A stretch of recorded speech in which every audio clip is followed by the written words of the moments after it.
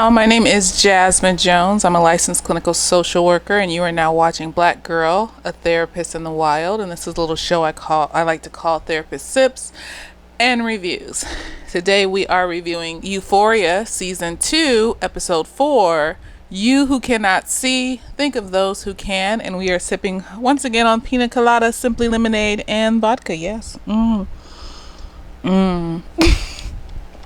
Okay, folks. So we got some epiphanies, we got some mask offs, we got some, breakdowns and all sorts of things going on in this episode. And it was magical and artsy and beautiful. And, whoever does the art for this show, the setup of the scenes or whatever it's called, is an artistic genius. I love it. The music, the soundtrack, the placement of everything was magical. Yes. So first we're going to go through the characters that didn't have breakdowns, didn't have epiphanies or anything. They were just kind of there. Get them out the way first. And then we're going to get to the main folks that had stuff going on. Yes. So let me see. Who didn't have much going on? Kat basically is still in this limbo place. She told Maddie at her birthday party that she just cannot stand Ethan. What's the whole world always talking about? People are retarded. No, seriously, people are fucking retarded. Maddie, I don't think you can say that. And Maddie's just like, well, sometimes the things that we want or that we think we should want are not the things that we actually want. And if you don't want that nigga, break up with him. Now, I am for that. If she was in a healthy place, I would be for that. I'm for that because, I'm for it because she's not in a healthy place. She needs to work on herself. But at the same time, I'm not for it because this could be a decent relationship and she could just be having a trauma issue. This isn't ups and downs. There's no chaos. So why should I even, But at the same time, it's like she's not in a healthy place. So why are you in this situation, relation, whatever with him? So, yeah. So she, I think she's going to break up with Ethan. She was just sitting there the whole party, just looking sad face. It was just like, okay, girl. Lexi is disassociating all evening. She's just standing there staring and just eyes trained on Cassie's whole breakdown. She's just like that slack-jawed look on her face, that monotone voice every time she robotically asks Cassie, is everything okay? She's just disassociating all this time. And also, her play is basically about Cassie's life and her life and her family's life. So she's going back and forth between Cassie talking in reality and then the actors auditioning for the part to play Cassie as someone else's name. And the shit's gonna hit the fan. It's gonna be an amazing shower of glitter everywhere that you cannot remove all the way 100%, because nobody can remove glitter all the way 100%. It's gonna be a magnificent glittery explosion once Cassie sees this play. Once anyone that knows Cassie sees this play. You gotta have some care for the people that you're writing about and putting into your art pieces and things like that, because at the end of the day, like, these people's feelings matter. Because she loves her sister, she loves her family, she just doesn't like them or the things that they do or the way they live their lives. So Lexi girl, be careful what you about to do, because that shit'll come back and bite your whole asshole off. It'll just... You putting family secrets out there in the world like people don't know who the fuck Cassie is. Who else? Fez is about to get his shit ran through. Apparently, the nigga that Ash Ketchum killed with the hammer in the hole inside of his temple, his baby mama's asking questions. And, Heroin Chick's boyfriend comes over and tells Fez this. And so Fez, this towards the end of the episode, he's just sitting there shell-shocked like, the fuck am I going to do now? They're asking questions. Oh my gosh. So yeah, those are the main ones that were just kind of outliers. We're just kind of getting hints and pieces at their story that's probably going to be expanded later on in the episodes and stuff like that. Now for the main events. Okay, let's start with Cal, because I just feel like Cal got his whole life in this episode, but also traumatized his family and blamed his family for just being a coward. Cal, you are a coward. Yes, toxic masculinity is hard to break through. But the thing is, so Cal in this episode is basically after he learns that his son Nathan, who he's groomed to be this perfect person, is basically somebody that he doesn't even fucking know. He just kind of snaps because I feel like he's been using his family as what toxic masculinity says is perfection and happiness, and as a mask for this whole entire marriage that he's had with his wife and for having babies and whatever. So he's been using his family as a fucking mask. Like, this is my wholesome happy family mask. Out here, like in the first season, that was the whole setup for him, was he was all about his image and what everybody thought about him. That was all he had to hang on to when he basically had to deny the fact that I think he's pansexual, because when in his little tirade at the end of the episode, he was just like, I fuck transsexuals, I fuck men, I fuck women, I fuck whoever I want to fuck. I think he's leaning more towards gay, and the fucking of the women was just like I think he enjoyed it because he seemed like he enjoyed eating his wife out. That was like one of the main things he enjoyed. So, he maybe be pansexual, and just embracing that and being okay with that. But no, instead, because toxic masculinity says when you're white and you get a bitch pregnant, you got to marry her. He marries his wife, has apparently have 3 kids. Because when he had took that picture at the end of his little tirade where he pissed in the foyer, there was 3 children on that picture. Where's the third? We don't know yet. I don't know if they've been introduced the third child in the season 1. I'm not sure what the third child's name is. But apparently there's 2 children living in the home. There's Nate and his brother, whatever the fuck his name is. Apparently he has like some intense fetishes that are, I call them messy fetishes, where, there's a lot of sperm and bodily fluids that are just smushed around on everything and everyone. And that's the fetish. And I'm not judging anyone. I'm just, I just have a thing with bodily fluids that aren't mine or my niggas or my children. So I'm just kind of like, all of them people mixed in all of them body fluid. You like that? Okay, girl, you go ahead. Everybody's different. Everybody likes what they like. I'm not going to judge just because it makes me cringe and makes me feel nauseated to think of 15 different people's sperm on me. But yes, anyway. Cal is basically having a meltdown. He doesn't know who his son is. Wear a seatbelt. Okay, Dad.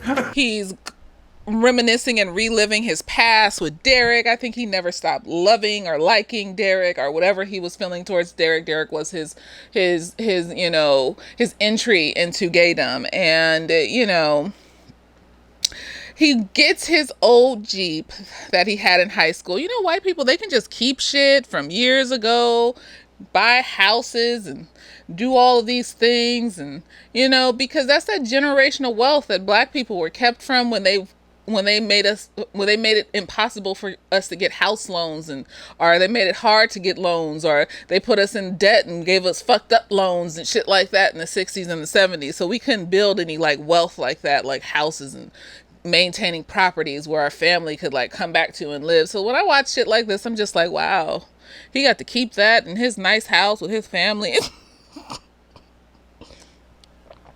So anyways, he drives his old Jeep from high school down to the first gay bar he's ever been to. He hasn't been back since 20 years, and he has like a whole entire meltdown at this bar. He's drinking and driving. But first he gets drunk at home. And, basically goes off on Nate, like, Nate, I don't know who the fuck you are, but that's my fault because obviously I wasn't doing my job here. I wasn't able to give you love or whatever. And then he just like looks at Nate and leaves, and he's laughing hysterically through all this, because that's what meltdowns include, is laughing and crying hysterically back and forth, just because your emotions are in such a turmoil that you just cannot contain the emotional expressions that you're feeling. Some people will just go catatonic when they have like a breakdown, and they just can't move their bodies. They just go like paralyzed and stuff, and they can't move, and that's something snapped emotionally inside them and stuff like that. So he leaves. And he's just recklessly driving around the roads. And then these are the scenes, just like when I watch The Avengers, these are the scenes where I'm like, where are the police? Because let this be the hood. And you're driving 80 something miles, 100 something miles on the highway, swerving in front of cars and shit. You would have been arrested before you got to the second block. You would have been surrounded and shot 52 times in every single body part. You know what I mean? Like, where are the police as you're swerving in front of these cars? Are they asleep? Are they not paying attention? Do they not patrol the highway because it is, rich white area? Like, I'm just confused where the police were as he was recklessly trying to put his life and everyone else's life in danger or whatever. So he goes to this bar and he just like starts hallucinating. I think he disassociates into his daydream. I won't say that he's hallucinating. I think he's drunk, and then he's disassociating into his daydream that Derek is there, and then he just starts dancing with this guy there, and they're dancing all around, and then he starts to the guy turns into Derek, and he's just like, it's been so long since magical. And then he starts to try to wrestle the guy. It's this whole situation that people go to different places when they have emotional meltdowns. When you have so much pent up self-hatred and that damn break. See, that's why I'm like, when niggas be talking about, I don't get emotional, I'm strong. No, bitch. This is why you have to let your emotions out. This is why you have to get emotional. You have to because that's all that emotional constipation that he's been hiding inside of him for all these years of not being his fucking self, and the damn fucking broke. And when the dam breaks, that's 20 years worth of pent up self-hatred, my dear. You don't know what's going to happen. People go off the rails, kill somebody, kill themselves, do shit like this, go to a bar and try to wrestle random people at the bar. All the things. Because if you've never learned how to deal with your emotions, you've never let them out in small ways that are helpful and positive and will help you grow, then when they do finally come out after decades of being pushed down, then, wild shit happens. Because the brain wants to bring you relief as soon as possible.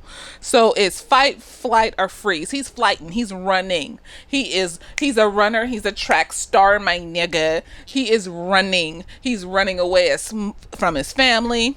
He's like, I'm free now. I can be myself now, because that's his go-to defense mechanism, is to run. He ran away from being queer. I don't know if he's pansexual. He sounds pansexual from what he was saying. Sound like he just be fucking everybody and he like it, and that's great and wonderful, but no, you can't be doing that shit to your family. See, wait, I'll get to that. So he's a runner, he's a track star, honey. So he ran to that bar, tried to wrestle them people. He's a little bit of a fighter. You don't have to be just one thing. He's a little bit of a fighter. And he tried to wrestle people and fight people because he's trying to get it out with aggression and running, basically. And them motherfuckers got him and kicked his ass out the bar. It was like, you can never come back here again. And that broke him. That broke his spirit, because he's been in the closet for all these years. And finally, when he steps out, he gets kicked out of the one place that he ain't been to in 20 years, where he had his one good memory, his first good gay memory. Yes, honey. That was like a representation of him getting kicked out of the gayness. And he was just like, no, bitch, I'm not gonna be kicked out of the gayness. Bitch, fuck y'all niggas. I'm gonna be free. So he gets in his little Jeep and he, rides it recklessly back home. And then he's just like, goes in his house and starts pissing in the foyer and laughing hysterically, and everyone wakes up. This man is standing there with his penis out, he has a decently sized penis, and it looks soft, and it yet still decently sized when it's soft. So you just have to imagine. I think they probably even did show it when he was fucking one of them niggas, it's not about what he likes, that's his personal business. But I can, admire for myself when someone has been blessed. That's his personal business, but he has definitely been a blessed man. He has been a blessed man with the penis there, and he's standing there with his penis out. His wife's just like, "What's going on? Why are you pissing in the foyer?" And la la la la la, and he's just like, "I'm a gay," and embrace it. Fuck y'all niggas and random shit. And you're just like, and then he's spilling the family secrets, telling about the older brother's fetish to have 8 people nut in his butthole or to nut on some bitch along with 8 other niggas. So I don't fucking know. Just like, I was just like, okay, girl. But everybody has their own things, and that is magical. It's just every time I say it, I then envision it happening to me, and I get nauseated. I'm just like, that's horrible. All of them. What if they have so many diseases, and then you wake up after your face has been nutted on by 15 different niggas, and you just have herpes.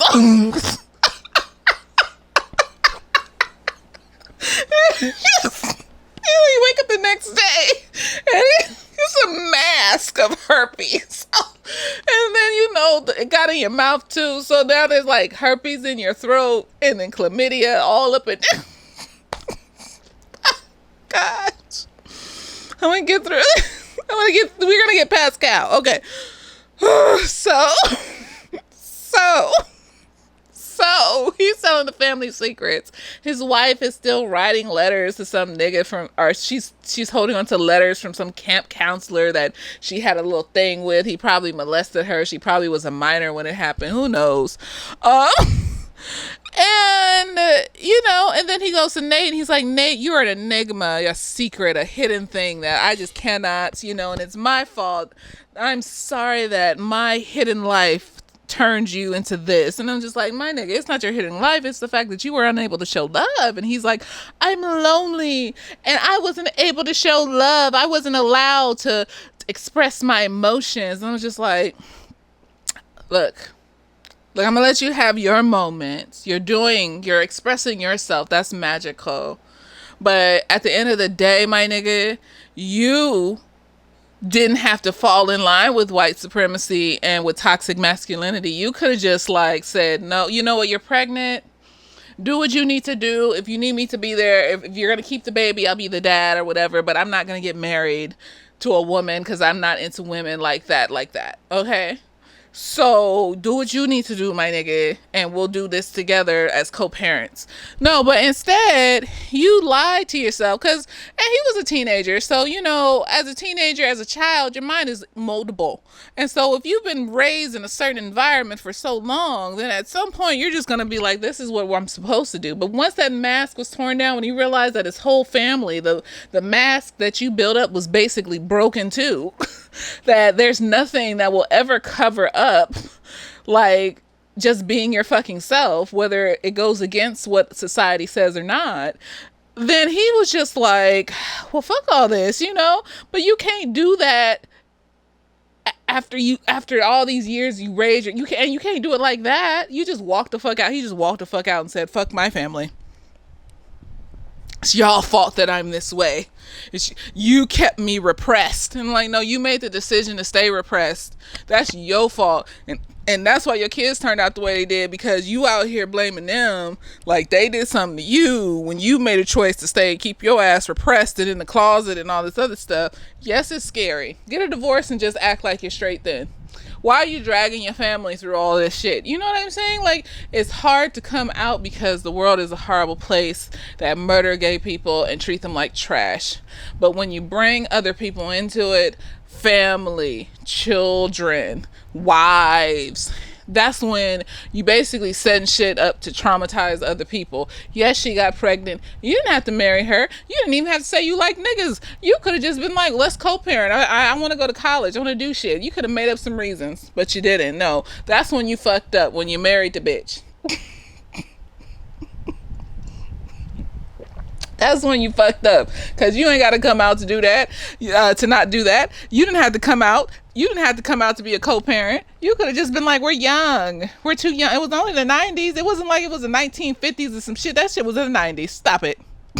You could have been like, we're too young, to be thinking of marriage. And and family. Like you could have asked her to get an abortion. If she refused because it's her body, her choice, whatever, then you could have been like, well, we can co-parent together, but I can't be with you. I don't want to be with you.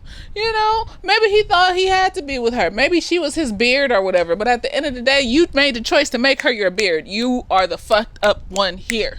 I don't care. I don't care. Your family didn't do shit. You built this family on a rotten foundation of lies and treachery. I don't care. Fuck that shit. That nigga lied. He lied to himself. He lied to his family. He brought people into his lies. He's bullshit trash. And then he leaves and blames his family for leaving. You ain't even owned up to your shit. So see, he's still trash even though he came out. He's just like came out and he's a gay trash. I don't fucking like no, you don't do shit like that. Mm-mm. So he leaves. His family's just standing there crying. His kids just looking all shell-shocked. They don't know what to do. Nate is traumatized even more. He's spiraling even more into sociopathy or whatever is going on with Nate in his head. And yeah. Let's go to Nate since we talking about Cal. So Nate out here playing these bitches back and forth. Maddie, that's literally fucking insane. Maddie, Cassie, I said Cassie and Maddie. He playing their defense mechanisms against them. Cassie uses cruelty as Maddie, let's get it straight, bitch. Maddie uses cruelty as a defense mechanism to hide her vulnerability. Cassie uses being sweet and kind and never saying no as a defense mechanism to hide her vulnerability of not loving herself. And he's basically using that shit against them. Like Maddie's like, you know, did you ever feel loved by me? Did you know that I loved you? I'm not talking about obsession or fighting or fucking. I'm talking about love. Did you feel loved by me?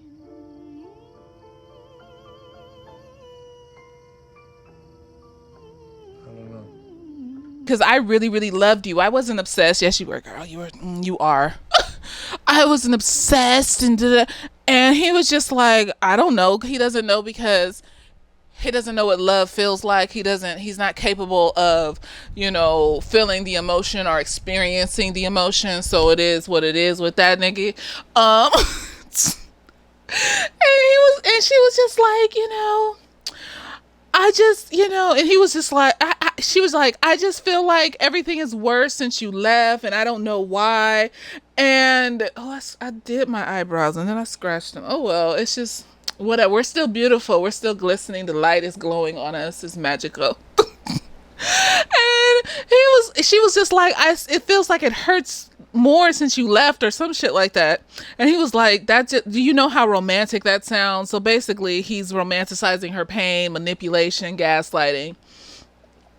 And then he says some shit about how like he likes her because he loves her because I don't know what he said, but all of whatever he says is bullshit. So it's just kind of like, He was like, I love you because you're smart and cruel, but not really. Not really smart. Not really cruel. her cruelty and her ability to be smart, and then also how she's not really cruel. So basically he's throwing her defense mechanism of being cruel in her face and trying to make her feel bad and making it feel like all the angriness that she shows doesn't really matter. It's not valid. He's invalidating. So because the cruelty isn't just towards other people. The cruelty comes when she tries to defend herself against him and she goes into an aggressive, violent space. And so when you tell somebody that your cruelty isn't real, especially when sometimes their cruelty is because of some shit you did, then it basically is saying, like, I invalidate all of the cruelty, even the cruelty that you do towards me when I do fuck shit to you. So the things that I do to you doesn't matter. And I'm just like, girl, do you see this thing? It felt like that scene from Chicago with the lawyer in the court. That's enough, Mr. Flynn! I agree, Your Honor. It is enough. The defense rests. and he was singing the song about how he has a way with words, and he was dancing and skipping and hopping. I got a way with words. I could do stuff that, and I could say this, that, and do this, that, and I was just like, this nigga over here dancing. He is dancing with these fucking words, fucking with these bitches. And then with Cassie, he has a whole argument with her. All she is saying is, you know what's fucked up, Nate? You telling me that you love me and then going and being in a relationship with my best friend. What the fuck? What the fuck is wrong with you? What the fuck is wrong with you? Okay. you said you love me. You said you weren't with Maddie. But then you go over to her house and he is just like, why are you crazy? And I'm just like, girl, he's calling you crazy. And you're not being crazy. You're just telling facts. But because he's calling you crazy, you're going to spiral because you don't like yourself into feeling like there's something wrong with you, like you're crazy. This is what I'm talking about. Maddie, because we're talking about how fucking crazy Maddie is, which you can't seem to fucking comprehend. No, what you don't understand, Nate, is I am crazier. That's not something to be fucking proud of, Cassie. And he just is out here playing these bitches. And I'm just like back and forth, telling them shit that ain't true. Like, doesn't care how it impacts them.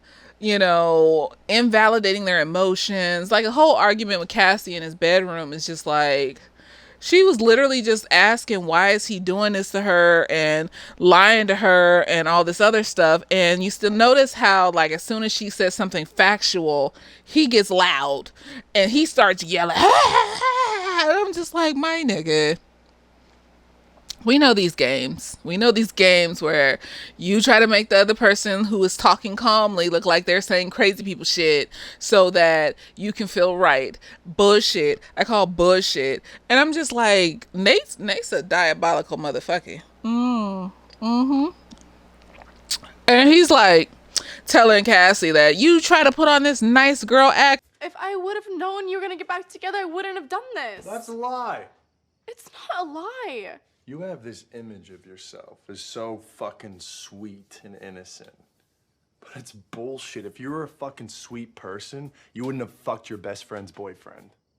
So he's throwing Cassie's defense mechanism at her in her face. Like, the thing that she does is people please because she doesn't think she's lovable.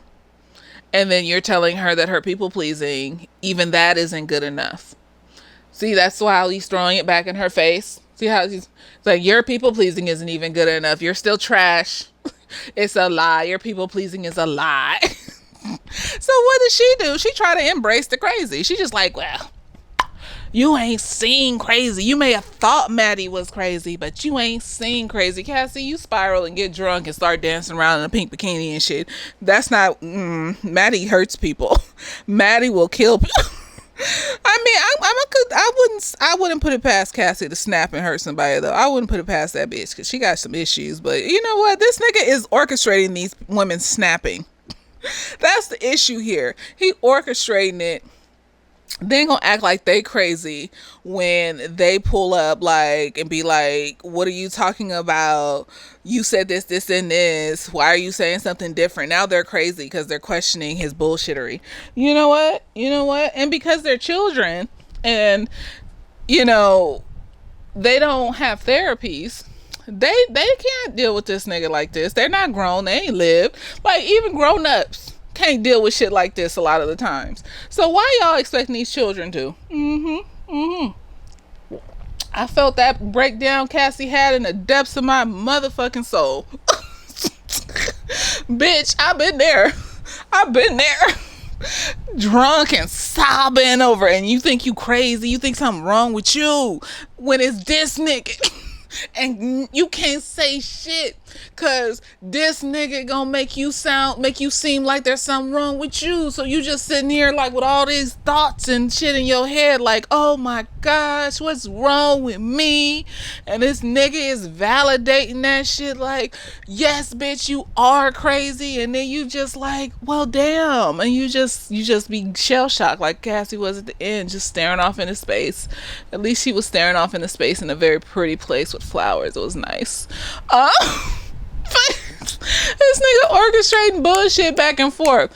Maddie, let's go to her. She out here, she kind of had a small part too. I think I mentioned her. Did I mention her? We did Fez, Lexi, and did we make, and Kat. We didn't mention Maddie. Okay, yeah. So Maddie is just out here still attached to Nate. It's her birthday. They having it at Cassie's house. Cassie's mom is out here getting all the minors drunk. That is so irresponsible. Why are you getting these kids drunk with you? You are not their friend. You are their mother. You are their mother. You're supposed to provide guidance and support. You're not supposed to be their besties that get them all drunk and then they have no boundaries. You have no boundaries with the children. But anyways, they're all drunk at Cassie's mom's house. And, you know, Maddie is just having a great time, loving herself, loving life. And, you know, Nate shows up with a Tiffany necklace. Cassie, of course, opens the door when Nate shows up. She's been sitting around asking if Nate was going to come all night. She opens the door. He just walks right past her, asks where Maddie is, and then walks right past, ignores the fuck out of her. Maddie gets the necklace. And then, like, after Cassie's whole breakdown, walked down the stairs in a bikini and shit, they looking at her crazy when she walked down that stairs in the bikini, but then everybody else got in the jacuzzi too. Like, bitch, if y'all all were gonna get in the jacuzzi, then what does it matter if Cassie got dressed first? Because Kat was just like, when Maddie walked down in her bikini, she was like, well, that's a choice. And I'm just like, but you all got in the jacuzzi a little bit later, so what does it matter if she got in early? Whatever. So when they in the jacuzzi, Maddie is just like, you know, because I think Kat was like, oh, it's so good, I'm so glad that y'all back together and shit. I really hate that black vernacular that Kat put on. It was bothersome. And so, you know, Maddie's just like, no, we're not together. And then Nate says it too, like, yeah, we're not together. I'm so glad you guys are back together. We're not back together. You're not? No. I mean, I was gonna say no, but why are you saying no? And then Maddie just goes the fuck off. She's just like, what do you mean? Why did you say it too? And I'm just like, because you said it. So he said it. And she's like, it's your tone of voice. But you know what? I can't even fret on Maddie because this nigga, she talking about he making promises, talking about she's the only one for him. I don't want to argue about this. You see, this is why I don't believe you when you make all these promises and you're like, oh, let's get back together. You're the only person in the world I care about. You're a goddess and it's my fault for not treating you like a goddess. I promise, Maddie, I'll change, I'll grow, I'll be better. He wants to marry her. She's the love of his life. They're going to have a baby and she's the only one. Man, he over here hyping her up and shit, telling her all this shit, bullshit. And here Cassie sitting over here just like, he said they wasn't getting back together. He said he loved me. He said I was going to be the only one.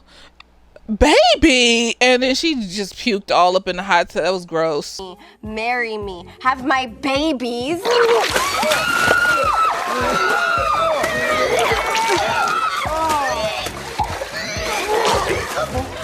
so sorry. I'm so sorry, Maddie. I'm so sorry. That was disgusting. But you know what?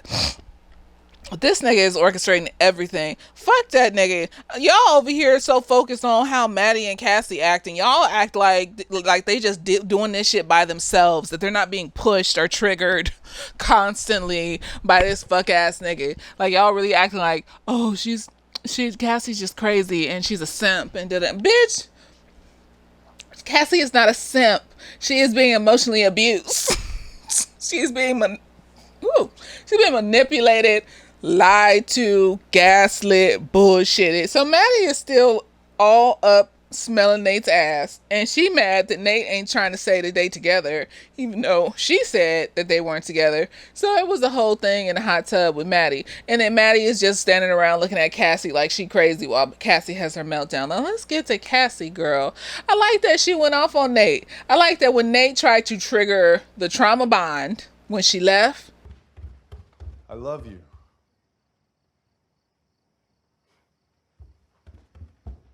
And was like, I love you. She laughed. She kept walking. That was, you know, sometimes it's just baby steps. We can't take the big leap and bound. We got a baby step. And so she kept walking and left his ass. And I was proud of her in that moment. I was like, that was hard. That was hard. Cause that I love you will turn on that dopamine faucet so quick.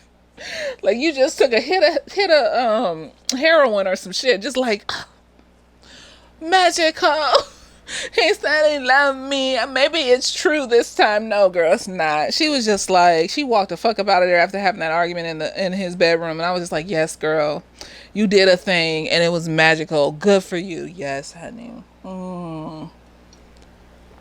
But basically, she mad at Nate because Nate telling lies and bullshit and stuff. And Nate trying to gaslight her like she fucking crazy. And so she's just like going off the deep end talking about, I'm going to do by any means necessary. I'm going to make sure you and Maddie don't get back together because you're toxic together.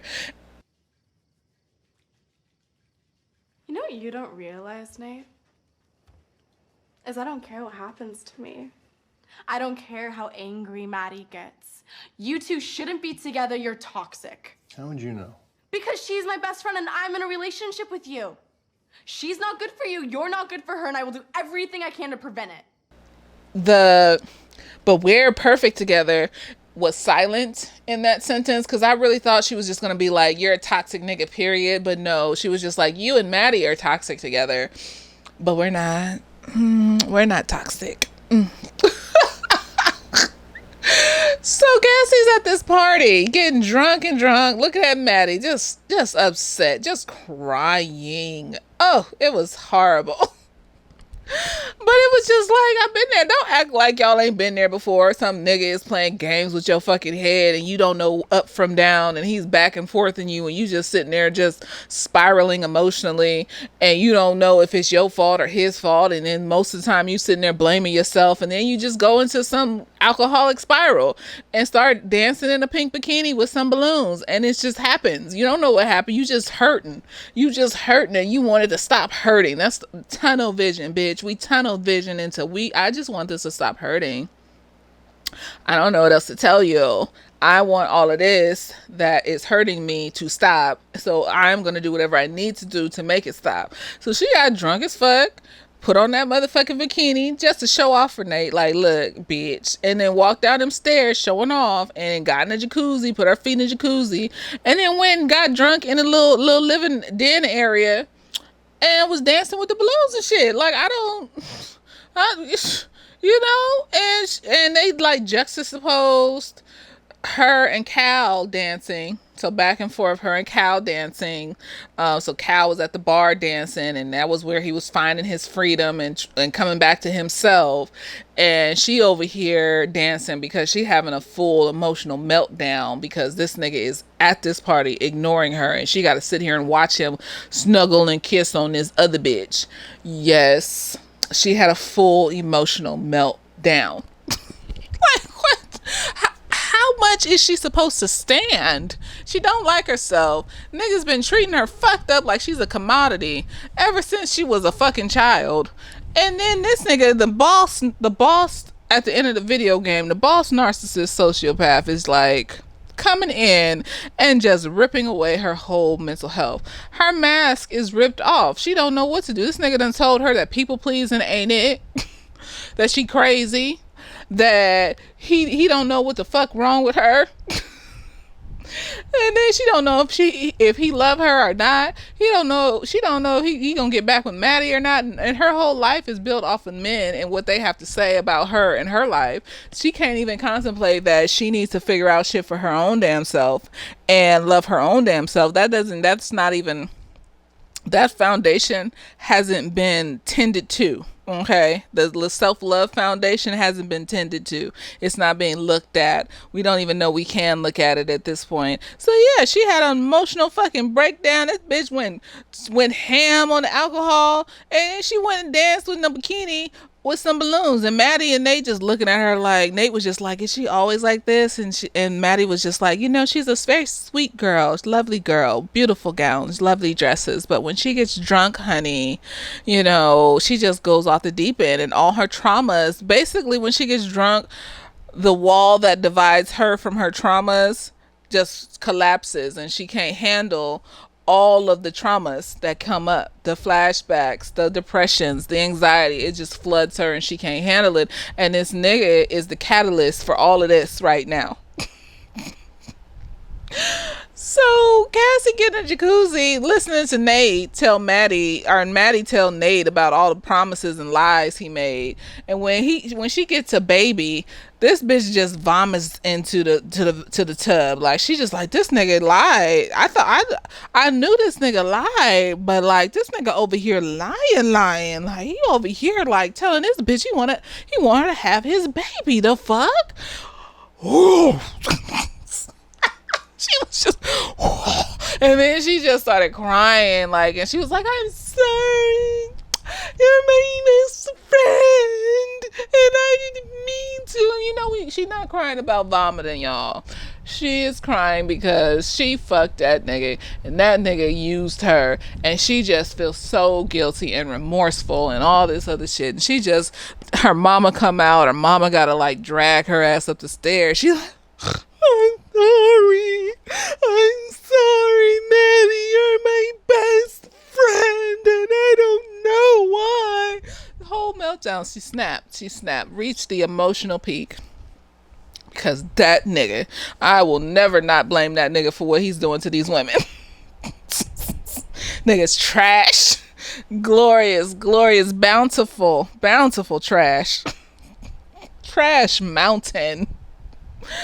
And so her mama taking her upstairs, and she just falling apart. And I feel bad for Cassie, because you got to be taken to that place. Like, Cassie was like out here, like, she wasn't this bad last year when she was with McKay, because McKay actually liked her, but he kept listening to them fuck niggas and kept hurting her feelings, till eventually she was just like, maybe I am trash, and then she just ended up alone. Now, she done hit the boss level of this video game and come up against the boss narcissistic sociopath. She just falling apart. She can't handle this nigga. Okay, she can handle these little levels. We up against these fuck boys, these niggas that just want to fuck us and leave and put our shit on the internet. But those little fuck boys was slowly chipping away at her self-esteem. And yes, she could have made better choices, but who was there? Because she's a child. She's not a fucking adult. Who was there to guide her? Who was there to guide this child to make better choices? Okay, and then this is how we end up going through childhood fucking up, and then going into adulthood and keep fucking up, because no one was there to guide us in childhood. So we thought this shit was normal, and we normalized it, and then we kept doing it into adulthood until we realized that we're an adult. We can make better choices. I'm gonna go therapy. This is hard. Or we just spiral and hit rock bottom, and then we just it's horrible. So yeah, she's a child. Who's there to guide her? Tell me who's there to guide her, and I'll blame her. Tell me who's there to guide Cassie. Because Lexi over here disassociating. She ain't guiding nobody. And she shouldn't have to. She's a child too. She's younger than Cassie. Who's there to guide Cassie? She's a child. Tell me, and I'll blame her. And I'll say, oh, she had a guidance counselor. She had 5 teachers. She has a therapist. Her mom is on her ass and shit like that. And she's still fucking up. What's wrong with this girl? Mom moved her away and put her in a different school, and they moved to a different town because this nigga was crazy, because mom was on it, paying attention, watching. No, none of that's happening. So I'm just confused as to why you may assume that she would be paying attention to any of our, why you would assume she would be paying attention to all of this and be capable of fixing herself. You asking a child to do that. A child who should be monitored by adults to do that. Yeah. So yeah, she having a whole breakdown because this nigga sent her over the edge. She was already chipped away at from the other fuck boys and manipulators. So now she is raw as possible. And then this nigga swooped in and fucked her shit up even more. So yeah, she is at peak rawness, peak vulnerability, peak pain. I hope her mom puts her in therapy. Cause the fuck. Let me see. I wouldn't be doing any of this with my, imaginary children that maybe I will have one day. But, let it be me. I would have seen that shit from jump. I always said I'm ready to put my children in therapy as soon as they can like formulate positive sentences and can cognitively understand and listen to like interventions and shit. Like, no, let's just put them in just to see. And if they do well after a few months, we'll take them out. And then if anything else pops up, we'll put them back in. Normalize therapy, okay? You find you a good therapist and normalize it. Someone fun and adventurous and shit. You vet these motherfuckers so they don't ruin your child. Because they're just humans. We're just people. You see me over here. I'm drinking. I'm talking. We're people. And then, they get normalized to like talk to people about shit when shit goes down and stuff. So yes, and you talk to your own child and you take care of your own child too. And they're just surrounded by the village of people that will love and support them, and it's normal to them to be loved and supported by a village. Yes. Anyways, that's Cassie. She had her meltdown. Let me see. Anybody else? Okay, now we can go to Jules, Elliot, and Rue. Jules, Elliot, and Rue. Jules and Elliot is like flirting, fucking, kissing, doing all this random shit, trying to hide it from Rue. Maybe you suck at eating pussy. That could be it. Oh, God. That's embarrassing. Rue is over. See, I did it again. The fuck? I mean, you can't see. It's fine. Rue, let's start with Rue. Rue is out here because she started the episode. Rue is out here basically loving the idea of who she thinks Jules is. That's why you see this montage of them in different, and I love that whole montage. That was magical. It took me back to times when I was a child. It made me feel like, but then I realized what it was, and I was like, but it was beautiful for what it needs to be. Is beautiful. But yeah, she in this whole montage. They're on the Titanic. They're in Ghost together. Snow White, Brokeback Mountain. They're just this romantic fantasy that Rue has built up in her head about how much she loves Jules. Okay, girl, go off, sis. Go off, girl. And during that fantasy, Jules is trying to eat her out, but apparently Rue can't feel anything. I told you in the last video, because of all the drugs she's taking has affected her libido and numbed her the fuck out completely. Yes. When you do drugs, you don't just become emotionally numb, you become physically numb too. Sometimes, depending on the drug. So she laying there, and then she fakes this orgasm, and you could tell she was like, "Oh, I'm not gonna do it. That's gross." But if you saw the episode, she faked this orgasm. It was obviously she was faking, and Jules is just like, "Did you fake an orgasm?" And Rue was like, "No, why would you?"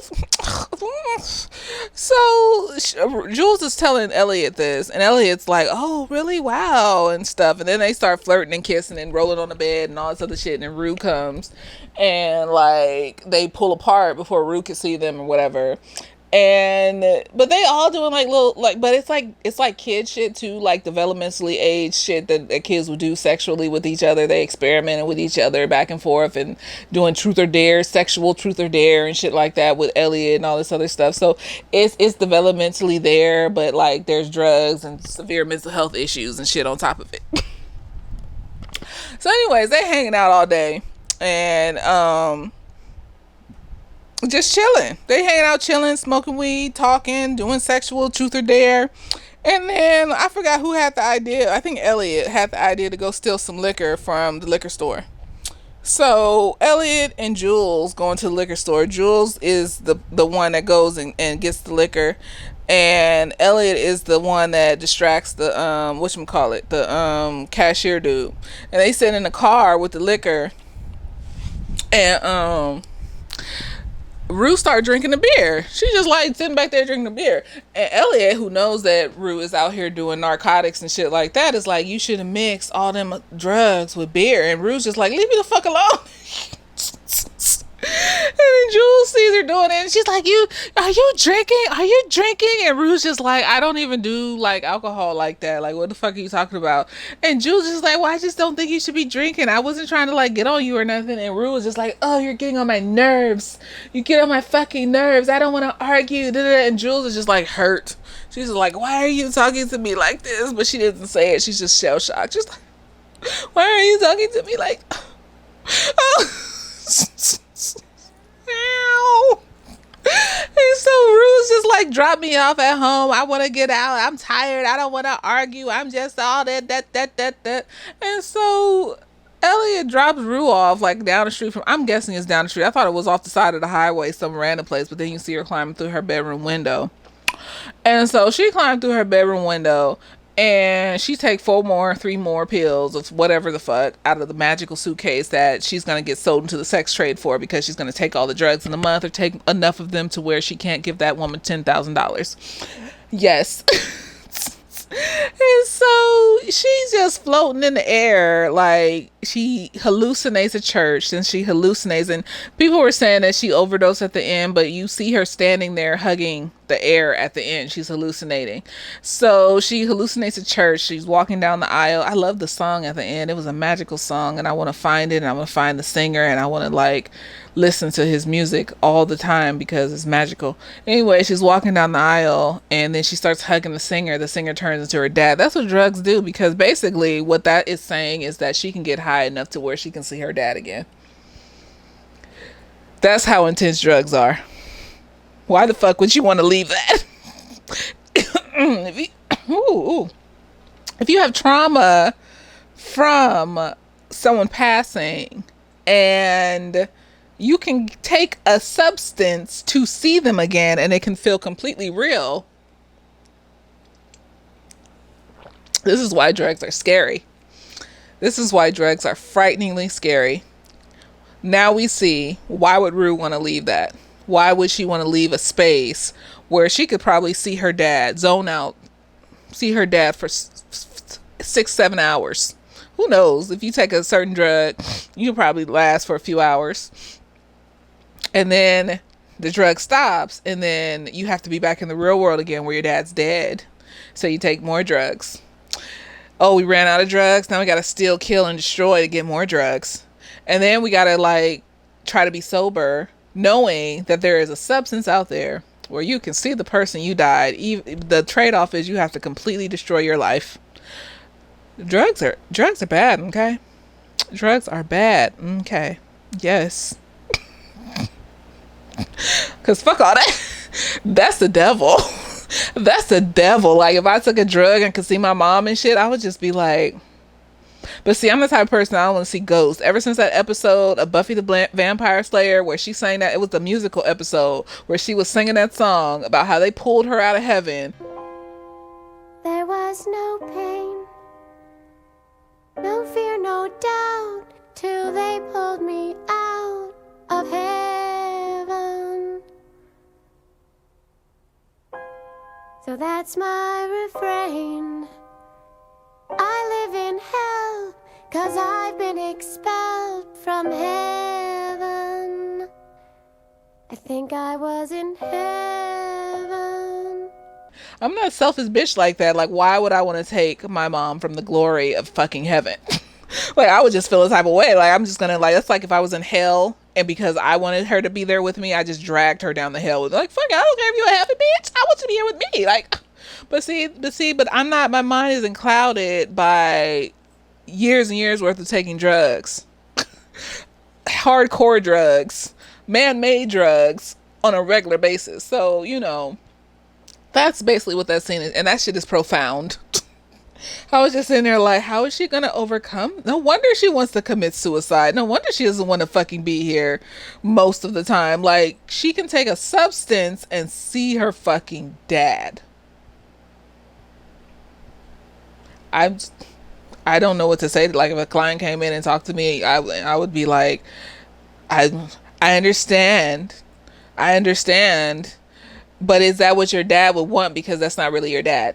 That's a hallucination. So are you really honoring the person that passed And then they would have to overcome that and be like, it does matter. It matters that I'm not honoring this person that passed that loved me.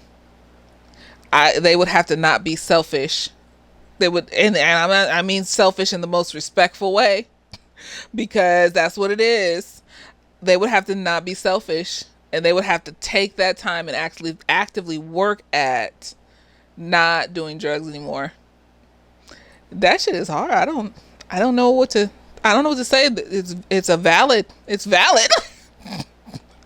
You can take a substance and see the dead people that passed.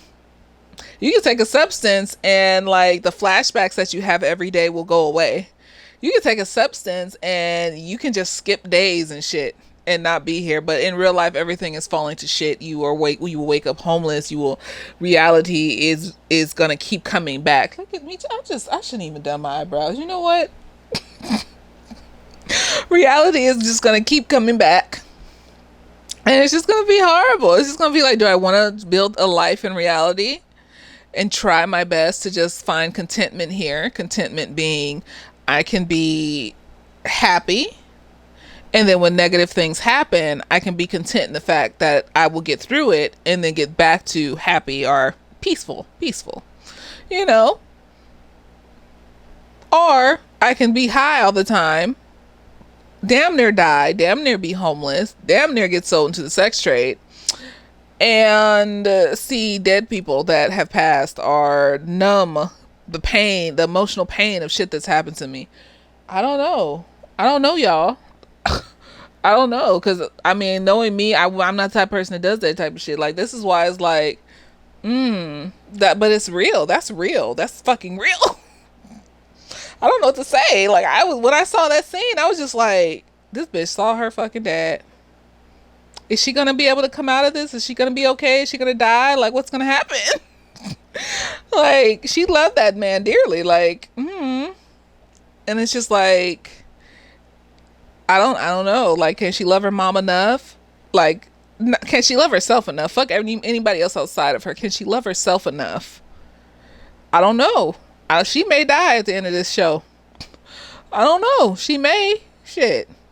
I don't fucking know. I have no answers here, because that shit had me shell shocked. I was like, these motherfuckers out here really, that like, the drugs do things to make things better, and that's why they chase it. Like, you take a drug and be in like Candyland or some shit. But I can't not be in reality, because it's like, why can't you create that shit in real life? Yeah, yo, dad is gone, or your mom is dead, or some shit like that. But it's like, why can't I find that without having to constantly chase something? Why can't I find that without something being in control of me? Because something is controlling you, then you're not controlling it. And that's the shit that trips me up, because I'm not about to let nothing control me but me, God, and poof, and then maybe my future imaginary children. You know what I mean? Like, no, fuck all that. Like, I no, because then I'd rather create that shit in real life. I'd rather create peace and content, because it feels better. It feels more fulfilling. It feels like this is real, not some fake shit. And then I gotta wake up and be homeless or some shit, or going through some shit that I don't want to go through, because there's a real threat that she could be sold into the sex trade. And then she would be raped every fucking day of her life.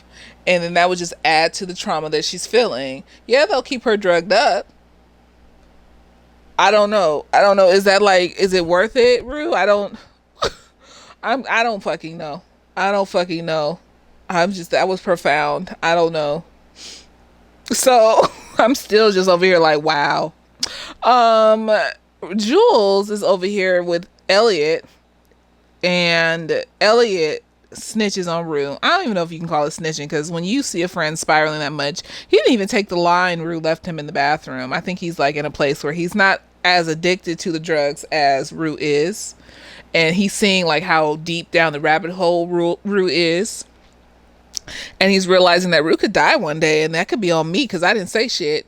And so he told Jules, he said, Rue is still getting high on random shit. She's not sober, and I'm not sober, and I'm tired of lying to you. I think he likes Jules. I think he really likes Jules. I think at first he kind of liked Rue.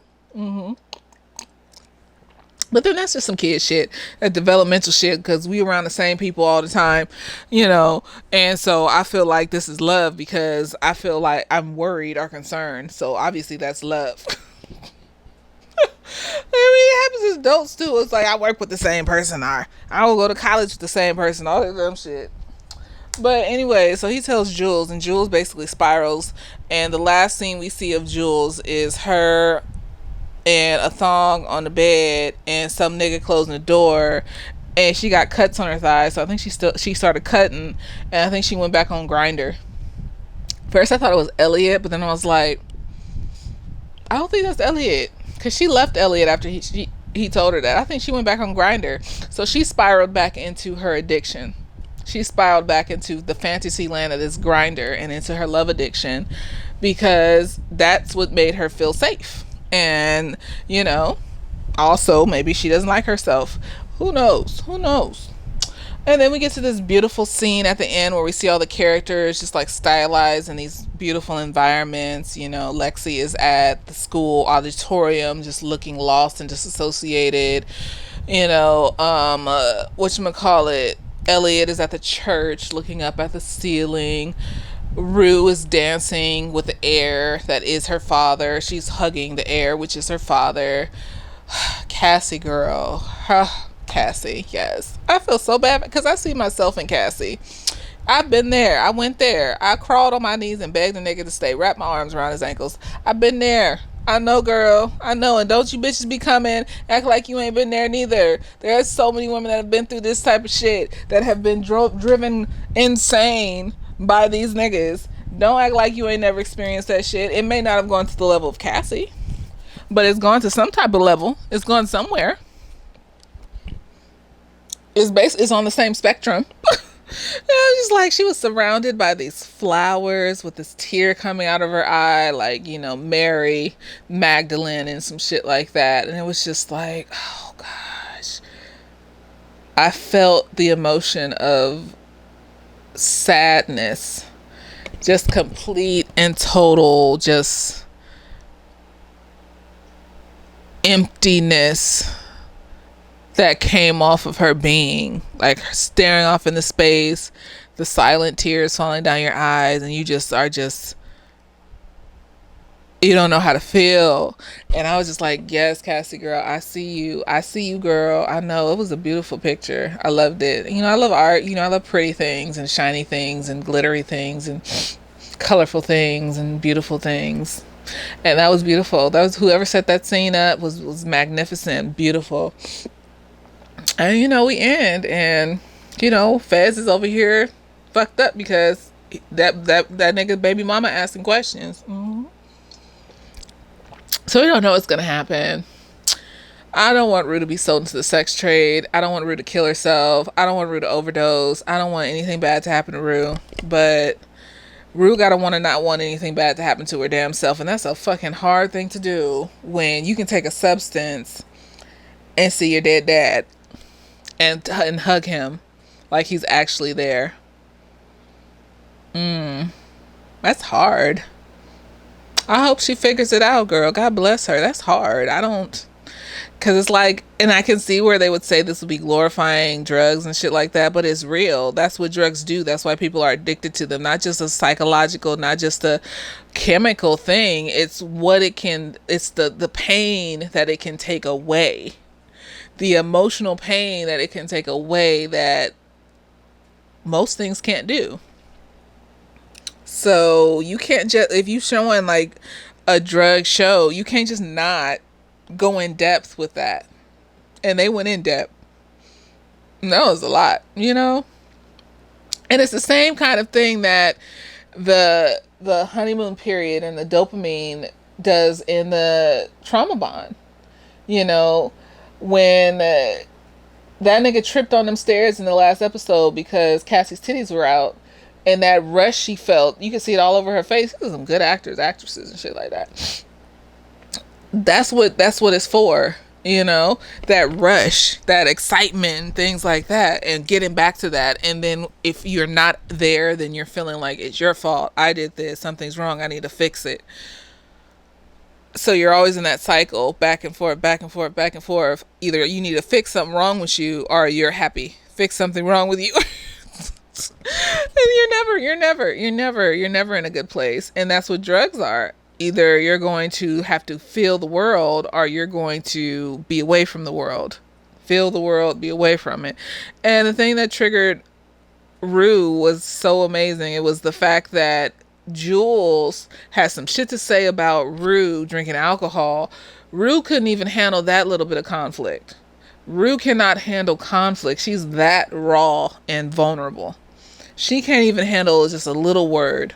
That's how deep it is when you can be, when it comes to triggers, that you've experienced over and over again in your life. Like, you can't handle it. You can't handle any kind of conflict because you're just so raw emotionally. It's like, I've been through all this shit. I'm not handling any other shit. Like, I can't do it. Like, so I need to go get high. That's also something that was profound about Ruth. She can't handle nothing, not a motherfucking thing. She falls apart and she needs to go get high. Immediately she needed to get high. She didn't give a fuck what she climbed in that window. She didn't care if her mama found her on the floor. She took them pills with the suitcase still there open on the floor. She don't care if her mom walked in while she passed out and see the suitcase. She just was like, I don't care. I can't deal with the fact that Jules was asking me questions. Fuck all that. She wants me to deal with extra shit. I'm not dealing that. This was a profound episode. This is a good ass show. It's a good ass fucking show. I can't even be upset about it. It's a good ass fucking show. Let me know what y'all thought. I hope you enjoyed this review. I put some eyebrows and some blush on because I was bored. But, I hope you enjoy. Like, share, subscribe, all the things, and later dates.